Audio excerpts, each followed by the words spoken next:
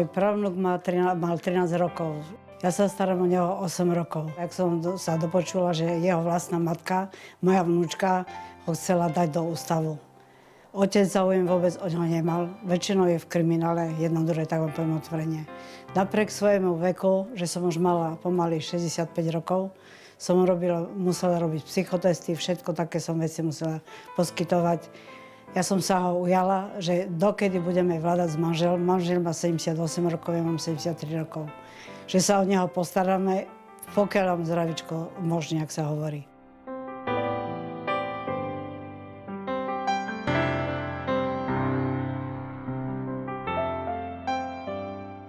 Kristián má zdravotné problémy, je tam po detskej mozgovej obrne, narodil sa ako 6-mesačný, mal 93 deka a lekári mi vôbec nedávali nádej, že vydrží.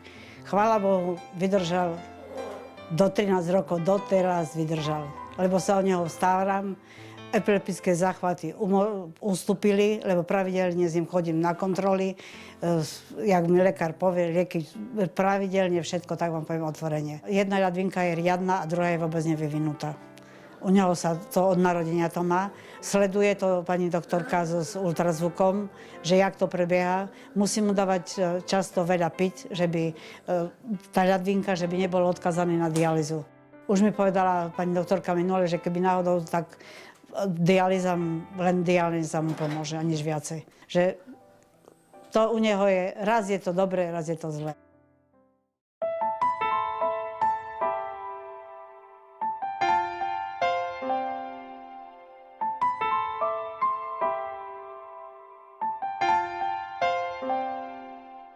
Ja som si tak starobu, vám poviem otvorene, nepredstavovala, že budeme v dôchodku s manželom, že si užijeme. Čo sme užili? Nič. Aj teraz. Trápim sa s ním. To je veľká zodpovednosť, riziko, tak vám poviem otvorene. To 24 hodín. Ja som v dispozícii vždycky. To je kyslík napojiť. Treba príklad. Tak odsávačka u mne beží, neprestane. Inhalátor, biolampa, to všetko, všetko veci, toto všetko mám. Teraz mu dávajú na strojčeky, na nožky, má na ťahovanie, všetko. Že čo len raz môžem, všetko sa snažím pre neho urobiť. Že by nebol odkazaný, viete čo, dá ústav, hoci aj bude, bo viete, že ja tu väčšine nebudem, keď sa s ním dačo stane, že len do toho ústavu musí ísť, do ústavu musí ísť. Lebo kto sa o neho nepostará, jeho matka sa o neho nepostará. Napriek tomu, že 7 kilometrov býval Michaloviec a nemá vôbec záujem, že by prišla svojho vlastného syna pozrieť. Nežiadam o nie, že by mu nosila dačo, ale vôbec nemá. Či narodeniny, či Vianoce, žiadny, nič vôbec nerešpektuje, že to je jej dieťa.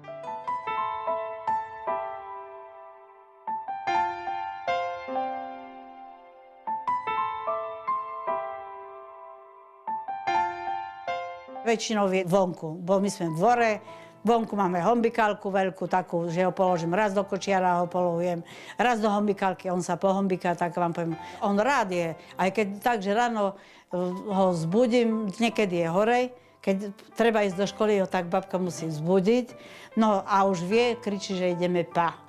Jak počuje, že manžel štartuje auto, že ideme toto. A má radosť. A fakt aj v škole si ho chvália, že fakticky nemajú s ním problémy, že chce.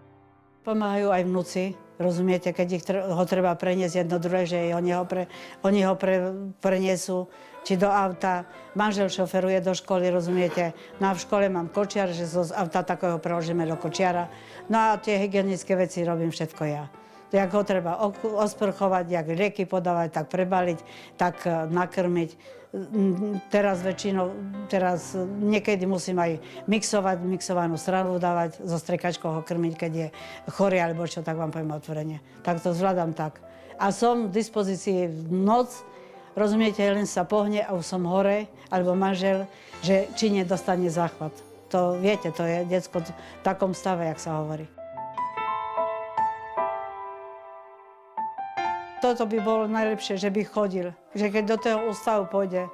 Bo som videla, jak v ústave sa s deťmi s takými robia.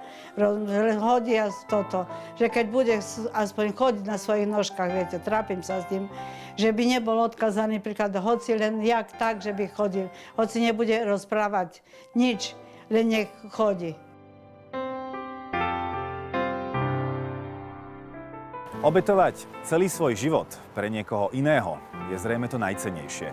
Pani Eva venovala svoj život malému Kristiánovi, ktorému tak dala nádej. Pomôžme im.